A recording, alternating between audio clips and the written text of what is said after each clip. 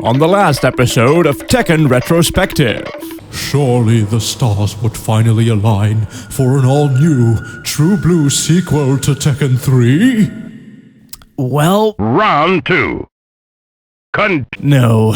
See, after the stunning success of Tekken Advance, Harada and his gang had to follow it up somehow. And so, in a move one could only describe as unconventional, they more or less redid everything again. Like, I get it, right? The GBA probably wasn't the graphical powerhouse they had hoped for, and they had been depending on Tekken 3's super solid formula for a bit too long, but what they came up with as a replacement just wasn't as good. Tekken 3, but underwater, is what I could sum this up as. It has the fluidity and the amazing animation, sure, but in terms of the actual feel and pacing of the combat itself, things were rather slow and sluggish, and the hits wouldn't carry anywhere near the same amount of impact. You know, like as if they were fighting underwater. What didn't help either was the airy, laid-back, shopping mall new age chill-out vibes of the brand new soundtrack and the game's general aesthetic. And don't get me wrong, I fucking love the vibe they got going here. I said as much in my full review I did not too long ago, but when I made that review, I did so without having played a Tekken game in years. And playing Tekken 4 literally right after having waved through 3 and tag,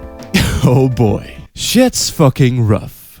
Good morning, ladies, gentlemen, and everyone in between. This is High Heels TV News, here with a live report. Today at about 3 p.m, popular video game franchise Tekken has reportedly shit itself. The High Heels TV News team has been following Mr. Tekken for a while now, as he had been struggling with his recently found successes all year. However, it would seem that things have finally reached their breaking point. Here with us today is Strange Name, reporting live from Vaporwave Mall, where the incident occurred. Strange Name, what can you tell us?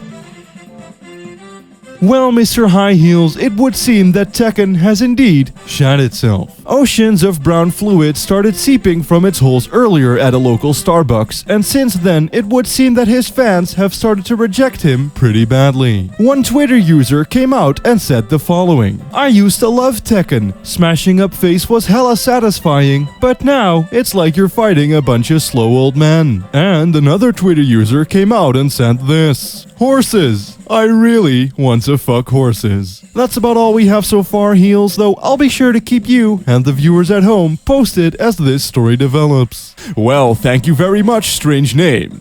It would seem that we've just received some new information that comment made earlier about playing as old man seemed not to be that far off, as you do actually play as a ton of old dudes now. In a matter which I actually like, some characters in the cast have looked to have visibly aged. Paul now looks like a chunky dad, Heihachi has incontinence, and Nina is milfing it up hardcore. Now, of course, Zhou Yu still is, and also forever will be a schoolgirl, and Kazuya, despite having been dead, hasn't seemed to age a day either, no less his son Jin. But instead of calling the sexism police on this, I think it's actually because Asian people do not age.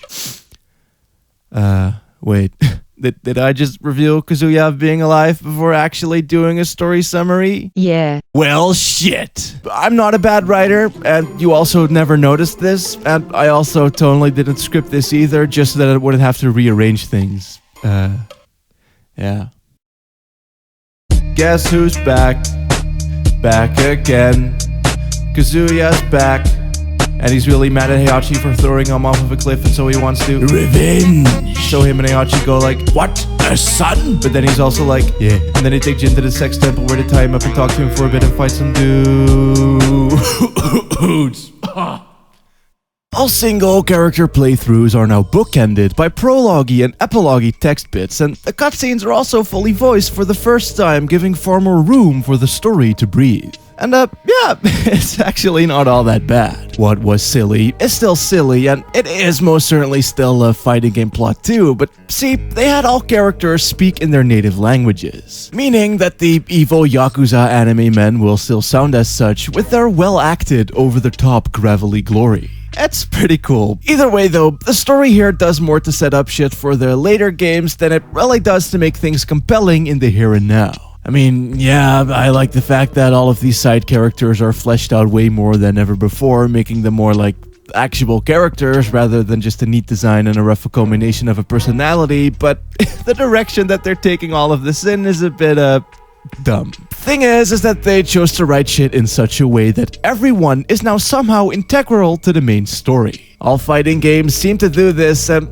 it never works. Here especially, with it not always having been like this. A character like Lei, for instance, who was just a regular beat cop, is now working for a mysterious contractor who needs to hunt down Nina, who is now an amnesiac assassin working for the G Corporation, who also revived Kazuya, and like, ugh. To be fair, they already planted the seed for this in Tekken 3, but the serious tone is less overbearing when people don't talk. Honestly, it might very well be the talking in general that fucks things up, as with the more freedom of doage regarding the FMV also comes the option of being less creative than with its silent efforts, resulting in oodles of dialogue scenes with abhorrent as fuck writing. To their credit though, they were just getting to grips with this whole actual directing shtick, so I guess it's fine. But your mediocre story certainly isn't gonna look any better when you also have mediocre gameplay. Tekken 4's biggest introduction to the formula, besides being horribly slow, are stages without boundaries. No longer will these accursed bitmaps stretch on forever in panoramic fashion. And honestly, I'm cool with walls. They keep out rapists, murderers, wild animals, bugs, the weather, and other Pornhub search tags, and also make for a neat way to give a bit more layers to the already cheeky juggles. What I'm decidedly less cool with though were all of the objects and obstacles like pillars, cars, and people now getting in the way of your sexy action. The professional people didn't like it much either, to say the least, and if you piss them off, your fighting game is going to be regarded as shitty no matter how cool the rest of it is. I mean, look at fucking Brawl.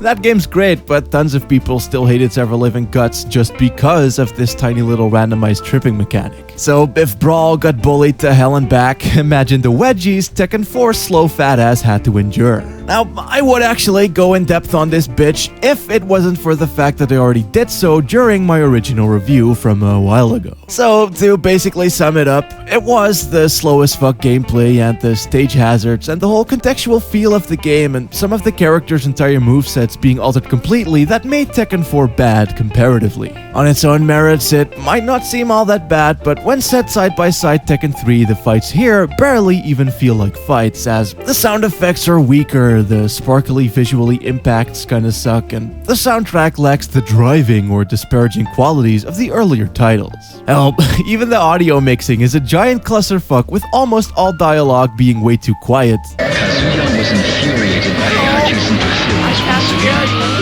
He was determined more than ever to exact his vengeance. And with how they put bucket reverb over the main audio track, making the entire game sound like it's taking place inside of a fucking parking lot.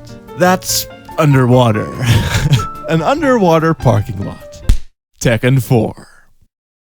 Good day everyone, we're back with another news report about the Tekken situation going on in Vaporwave Mall. Live here with us once again is Strange Name. Hello Strange Name, what can you tell us? Well, it would seem that Tekken has actually gotten back up and plugged its hole up quite significantly. The shit has stopped seeping out, a smile appeared on his face, and public opinion already seems to be swaying in its favor. One Twitter user had this to say: "Hey, Lamau, Tekken 5,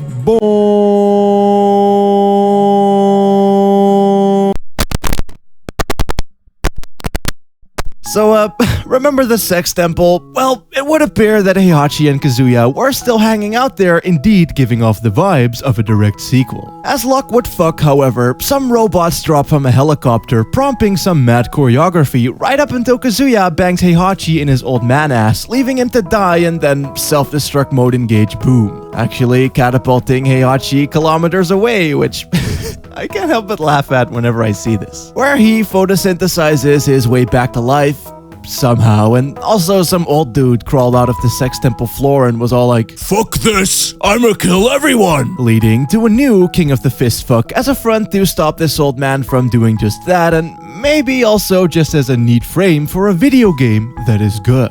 Like, really, really, really good. Yeah, for the foreseeable future, they pretty much went back to Tekken 3 and decided to build upon that, only keeping the story mode structure and the walled-off stages introduced by 4.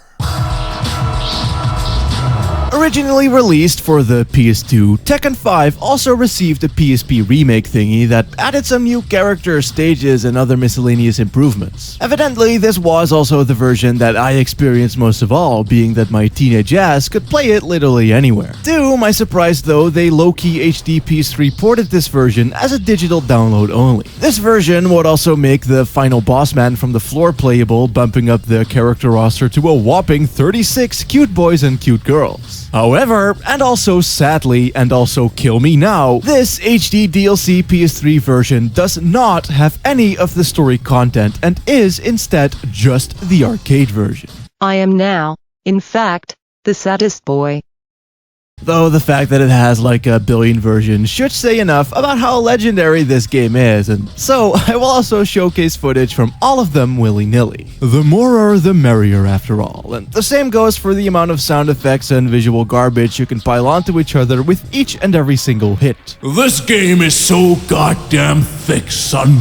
Fists are atomic bombs that propel people across the stage, crashing them onto a ground as they shatter it to bits. It's also nowhere near as slow as Tekken 4 was, yet it retains its sense of grace. It's like really buff dudes aggressively ballet dancing to fuckboys new metal music and breakbeats. It's pretty great. Not as fast as Tekken 3 was per se, though I'd still say that it improves upon it in every single way, without also making Tekken 3 look bad. I said that it hadn't aged at all in my last video, and I'm sticking to that. Suck my dick. Anyway, like I said, they kept the stage walls introduced in 4, though there are still some revolving backgrounds once more, but the hazards and objects fucking up your game are finally gone, giving the combat ample amounts of time to breathe. And what they did add were things that sort of add texture in a way. Like, think of panes of glass that shatter and break upon impact, or fields of flowers that fluff about in a gay and merry way, making the gameplay ever more satisfying. It's pretty good and stuff, not gonna lie. And that's kinda the game's main thing, really. Outside of some plot-related shit what I'ma get into later, Tekken 5 mostly just focuses on making the game as fun as humanly possible. There's all of the stuff I just went on about with the sound effects, sparkly bits, and the stagey stuff, but then there's also the animations that connect really well, making the recipient of every hit visibly appear like they're in for a bad time. With how much air on average people tend to get here anyway. It takes that sense of pushing you forward Tekken 3 did so well and turns it up to 11 pretty much. And I know, shit's beyond over the top, and I get that that can be too silly for some, but man, is it ever engrossing to mow dudes down like this. Now, of course, as good game design would have it, be sure to take some notes here, Tekken 4. The camera is way zoomed the fuck out, adding to that whole giving the combat room to breathe thing. What's good about this as well is that the characters are also a bit further away from each other, thus resulting in more running, which gives way to more aggressive play. So, why not, said Harada, make the game a bit more harder? Get it? Cause when you say harder with an accent, you're gonna make it sound like harder. Harada. Okay, so maybe in retrospect, and only in retrospect, could it be that in Tekken 3 the AI was a bit dumb? Well, yeah, they wouldn't really block much even on harder difficulties, and luckily they do here in Tekken 5. In a strange way, that kind of brings back the same vibes Tekken 1 had, where you really had to think a bit more and automatically get better at the game as you do. And the slightly slower speed adds to that too, of course. But I guess in order to kind of put you to the test, they pit you up against the floor man at the end of each arcade run. And he is, abso-fucking-lutely, without a shred of a dick, the end boss to end all end bosses. Ladies and gentlemen, it's Jinpachi motherfucking Mishima! Dude, this man is fucking hard. He cheats, teleports around, does way more damage with a single hit than anyone else, shoots fireballs from his stomach, and worst of all, stun locks you and spams set stun locking, typically followed by the fucking fireballs. I hate him, I love him, and all in all, he makes the game so much more satisfying than it has any right to be. Don't get me wrong, shit would have been fine without him, but beating the story mode and seeing that FMV is hella rewarding considering the fucking gauntlet you had to sit through before ever getting there. Now, of course, I'm like an OG badass, and thus I perfected his fat face a ton of times, but he was the source of many a rage stage during my childhood days. And I'd like to think that I've gotten a bit better at games overall as a result. Either way, while the difficulty build up to this is fucking butt bupkis with it giving you no warning whatsoever, it is a good arc thingy for an already great story mode, which I will now continue to talk about for a few minutes. For some reason, my voice went really strange there. I don't know why. Oh. So, basically, they took the story mode structure from Tekken 4, complete with text scrolls and FMVs, all of which being unique to each and every character. However, where 4 kinda dropped the ball a little by taking itself too seriously, Tekken 5 forgoes this in favor of actually just letting the characters be who they be, and even expanding upon that in minor ways that add merit. Can you say that? Add merit? I don't know. I don't care. What I do care about, though, are these tiny little cutscenes they have in between fights now, in which they pit two characters auspiciously bound by fate up against each other. There's the usual stuff, of course, like Kazuya and Heihachi dadding their dicks together, and some other things also alluded to in games prior, like Horang's fetish for Jin, but neatest of all, to me at least, are these dumb little side stories created by chance. In Tekken 2, you unlock Gun Ryu by beating the arcade mode once as Michelle. There wasn't any deeper meaning behind that, it was simply because video game. However, now they wrote it so that Gun Ryu has had a crush on Michelle and that with her daughter Julia entering the Iron Fisting, he too would join once more, ready to hunt her down and confess his love. I just fucking love shit like that, okay?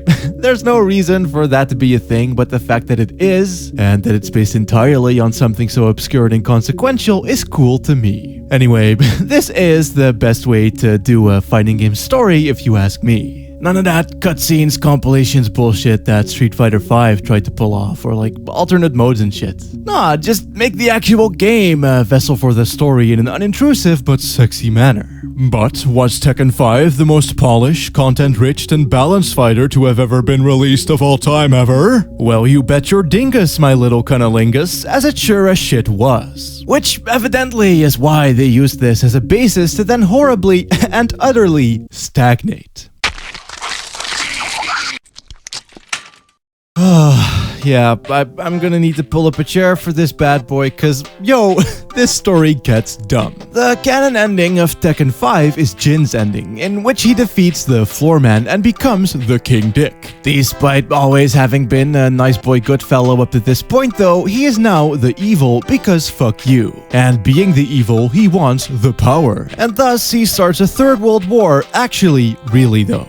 Oh, I want to fucking kill myself. See, his dad has become the leader of the company that resurrected him in 4 somehow, and so they're essentially having a company war which ended up engulfing the entire fucking world. The real-life equivalent of this would be like a war between Google and Facebook. It's fucking retarded. During this war, Jin's general, a Swedish anime man, loses his memory and is like, no. Fuck that. And thus, he wants to put an end to the war and does this together with a Russian Lolita anime android girl who speaks Japanese and has deep philosophical conversations with him in the rain. Romantic. Somehow, all of this ends up leading up to a giant purple dragon who is the embodiment of evil or something. The fucking end. You know, I wouldn't even be mad if all of this was magically squeezed into Tekken 5's story mode model, but that would be like a good choice, and Tekken 6 isn't really about those. So instead, they dumped all of the story onto this game's version of Tekken Force Mode. And with the main game being literally just Tekken 5 again, we're gonna spend most of this segment talking about that. And fucking joy. Okay, so first of all, thank God they made this more like Tekken Force Foreskin mode than whatever the fuck that boring-ass Jin thing from Tekken 5 was supposed to be. In any case, the levels embrace the definition of linearity. The controls are much like those of the main game, albeit gimped ever so slightly, and really, this is the awkwardest thing I think the series have ever cooked up. PS2 style awkwardness to be precise, cause yeah, the way the cutscenes look and feel with their pointless letterboxing and the oddly written dialogue and voice acting, the synthesized orchestral music straight out of a Roland box, and the gameplay, sadly, all remind me of games like Dirge of Cerberus, Death by Degrees, Mach & Shao, The Bouncer, and other weird PS2 games that maybe shouldn't exist, but then I'm also kinda glad that they do, simply because they have charm. And charm, Tekken 6's story mode most certainly fucking has. They're not kidding around. Are you gonna wait until it's too late? We've already lost 2 key positions. That's like the most PS2 sounding thing ever. It's so bad, but I love it. Oh! Also, some of these loading screen blurbs are fucking amazing as well. The Tekken Lord. But it isn't good. Far from it, in fact. How things work is that you have yourself a world map, and on it are some levels. These levels are nothing but a single corridor, and within said corridor are enemies that you beat up to get points used for who the fuck cares, and at the end of each stage you get some new equipment so you can make the experience slightly less awful, though not really. Easily the biggest piece of shitness of this shit though is the fact that you can't move the camera and that you have 2 separate control styles. Inside of battle and outside of battle. The latter having free movement and the former locking you onto the trajectory of whichever enemy the AI decided to lock on to. Which is just confusing as fuck, not gonna lie, as you constantly get jerked around by both the enemies and the camera, with no real way of telling how far or close you really are due to the weird isometric angles. And of course, blocking sucks fucking shit this way, as it still requires you to hold back like normal, but which way is back? There is no back. Check out this cheeky bit of footage where I desperately tried to hit this one dude, but simply can't.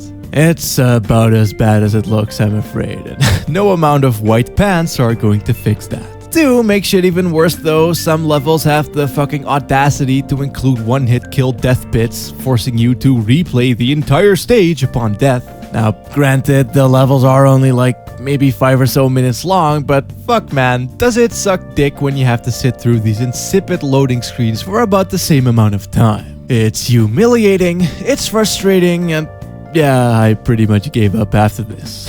Which sucks, you know, I actually kinda liked what they had going here. Not that it's in any way better than what Tekken 5 did, as making it the sole focus was a terrible, terrible choice, but it did have that PS2 vibe about it, which I love unabashedly. Alright, I should probably talk about the main game a bit too. There is a rage feature that makes your hits do more damage when near death. All levels also have some interactivity now, which they stole from Dead or Alive, and that's it, really. Yep, those are literally all the additions they made to the formula, besides adding some new characters and stuff. Really, if anything, they only took stuff away, like a normal fucking story mode, which has been relegated to these optional Coliseum battles you can find on the world map during fuck mode. Game feel-wise though, it is literally exactly Tekken 5. Just now with more loading screens that break up and ruin the pacing, and quite frankly are also just really fucking ugly. Weird pauses. Get ready for the next battle.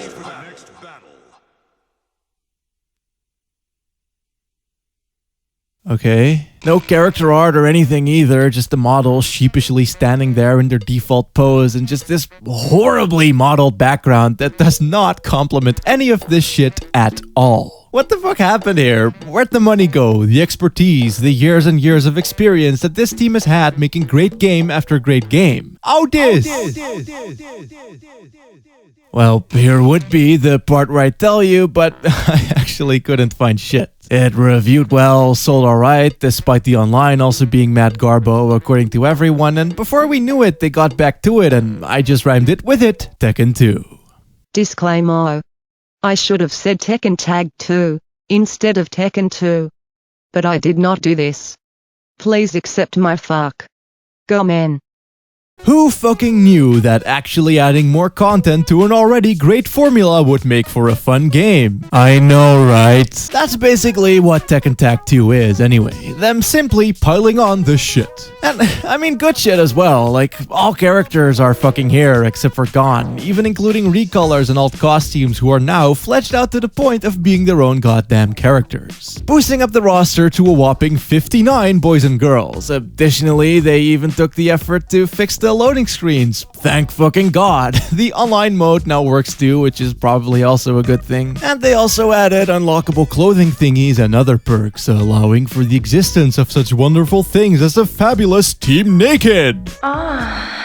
No real story to speak of, however, though much like Tekken 2 and 3, they do bookend all arcade mode playthroughs with funny little FMVs and neat little boss sequences, so while it's still ain't no Tekken 5, it sure as shit ain't no Tekken 6 either. I dig it a lot in any case, especially as the entire thing seems to be stapled together from all manner of nods and references like a proper celebration of the series. There's remixes of old levels and songs just as well, Snoop Dogg is there, and the whole crux of the game has been distilled down to just the comedic relief schlock that it maybe ultimately should be. And I say that having been, and I guess still being, an advocate and fan of the darker themes of Tekken. I mean, there's a reason that I chose this as the thumbnail for part 1 of course, and that's because it looks cool as dick. However, that's also just it. It's just an image. These dark themes work when they're just some cool iconography. Try to expand on it and make it seem like it's anything more than that, and you start to see how dumb all of it really is. A character like Unknown here, for example, is still just like that. She doesn't have a motive, a reason, or a dark, tragic past. She simply just shows up with a neatly directed sequence and that's it. And if one were to give her, say, a backstory, turning her into some ultimate demigod or a Phil G Corp experiment, all of that coolness will come crashing down with the realization that she's really just some angry goth chick with a bit of slime on her titties.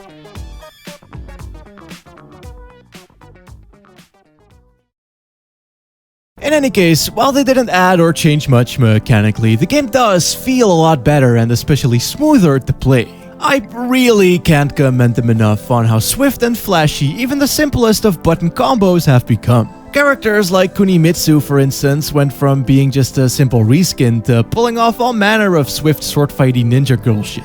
Jumping around, zapping and zooming all over the place, doing that nerdy-ass Naruto run thing, which makes her a lot more fun and interesting to play as. It's great stuff, honestly. There aren't even really any dull moments ever, where people just stand still. Shit's always on the move, and with a larger selection of newly added tag-related combos, all attacks naturally flow into each other, which looks and feels fucking immaculate. Like, remember what I said back in part 1 about how certain combos could only be performed from a specific stance? Well, that idea has been turned on its fucking head and has become a really fast and complex system that, most importantly of all, also just plays rather intuitively. The character Raven shows this off best if you ask me, as his kicks tend to have these short pauses in between each other, asking you for another input to go from there. You could press the kick button again while holding down to access one chain of combos, press it up for another, or just cancel out and go do something else. Basically, everything I said about Tekken 3 feeling so natural to control goes doubly here because all of it plays just a smidge quicker. Which, sadly, is probably only the case to speed up the slightly longer tag-based fights, what with there being 4 whole health bars and all, so here's hoping that they don't screw this up in the future.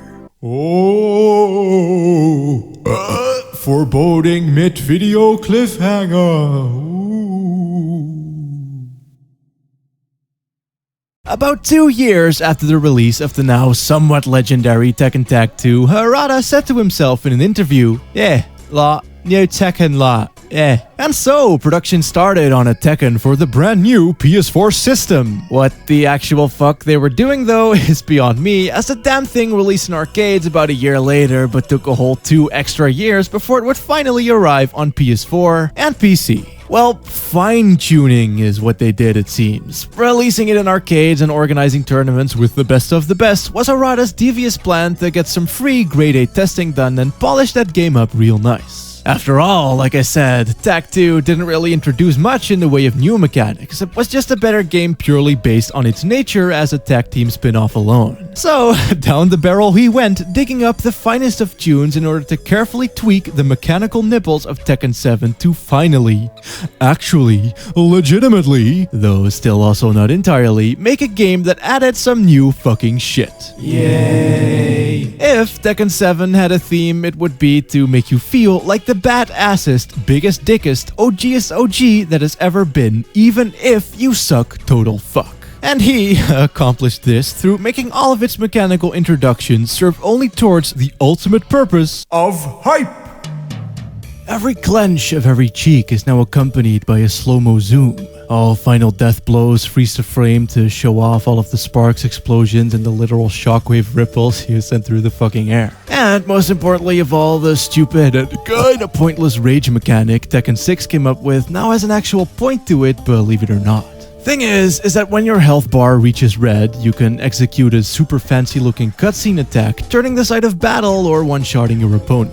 How you activate these differs per character, and they're also stoppable and telegraphed quite overtly, making them of the not unfair variety. It's really cool, actually. I was skeptical at first as I expected the imbalance of a fucking Dragon Ball Z fighter to come with it, but all in all, it's really just another neat way to fuck with your opponent.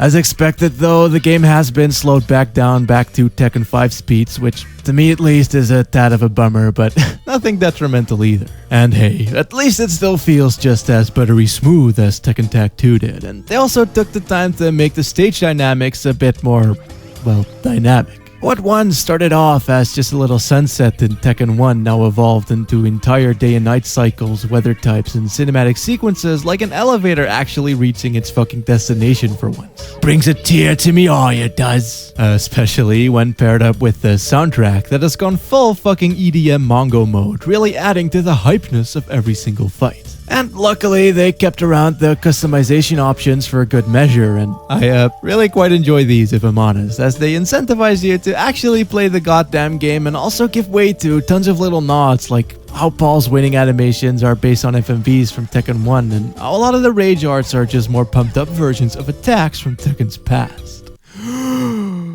Oh, nearly run out of breath. So, the story is, there's a war still, and the Mishima boys are like fighting and arguing over who's to blame and who would be the best Hitler. And people just straight up kick missiles and casually walk into heavily protected bases and war zones. And yeah, this is it's so dumb, but I kind of love it, I guess. As a fan of this series, at least, seeing everything this story has built up to climax towards maximum fuck is like a wet dream come true. The story mode that carries said fuck, though, sadly does not use the Tekken 5 model and is instead just a few fights and cutscenes with over-the-top Metal Gear voice acting and some pretty dumb great sequences. Now would also be the time to remind you once again that up to this point, everyone in the Tekken games has always spoken in their own language, which now is even dumber than before, with it also introducing Italians and high-quality CGI to the mix. Oh, Christ, this game is dumb. Though in an okay good way. I don't know, man. I just kind of enjoy this awkwardly voice-acted and poorly written over-the-top old man quest. Just a bit of a shame that it's also all the game has to offer. Yeah, as a pure video game experience, Tekken 7 is easily the best game in the series. As a product, however, it pales in comparison to Tekken 5 and Tag 2 and is also rather lackluster on its own. The bangage for your buckage is not going to get anyone wet, I'm afraid, and I'm really not one for consumer advocacy. Advocacy? Ranting about prices and game length and other shit I simply couldn't care less about, but here it just feels like stuff is outright missing. Like, where's all the fucking game modes, Harada? An arcade mode with some vague semblance of plot and maybe more than 5 whole fucking stages? And what about a time attack or a team battle or something cheeky like Tekken Bowl mode or Ball mode? Where's the game? There is no game. Here I was expecting them to massively overcompensate for the smaller roster after the absolute fuck bang that was Tekken Tag 2, but no. They just blew all of their load on the story mode that, while fun, only has value if you're a fan already, and also only lasts about 2 fucking hours. Oh, I'm dying. Tekken is killing me. It's disappointing, and while I'm sure that over time they'll improve the game with patches and paid DLC, and we'll all be laughing at this segment, hopefully, it still sucks now, here in current year. Anyway, I should probably end on something a bit more positive, so ignoring the fact that the series has peaked years ago and that they really can't add anything more due to what are now decades of polish and that the story is also just an unsolvable mess now, it is still quite the legendary series. There's a reason people love this shit as much as they do, and I hope that this retrospective expressed that properly. Honestly, despite the memes, I have nothing but respect for the cutest boys, Harada and Seiichi, for having breathed life into this series in continuously new and interesting ways. Like I said, even Tekken 7 still has new additions in it that put it above the rest. Though, Tekken giveth and Tekken taketh away, I suppose, yet I do actually trust Harada enough to maybe one day find a way where he can only make it giveth. And even if he can't, it's not like any of the games are actually bad either per se. 4 and 6 definitely came close, but one was an attempt to actually enter a timeline where it could only giveth by doing something drastically different, and the other was just a product of the PS3 being a massive asshole, so yeah, there you go. This was my Tekken retrospective. There are many others like it, but, well, actually there aren't really many others like it at all, which is one of the reasons why I wanted to do this so badly in the first place. I hope you enjoyed it though, despite my accent going a bit weird here and there, because I've been reading for like, over an hour now, and I kinda want to die. And hey, if you did enjoy it, then push all of my YouTuber buttons to artificially inflate my ego. Goodbye.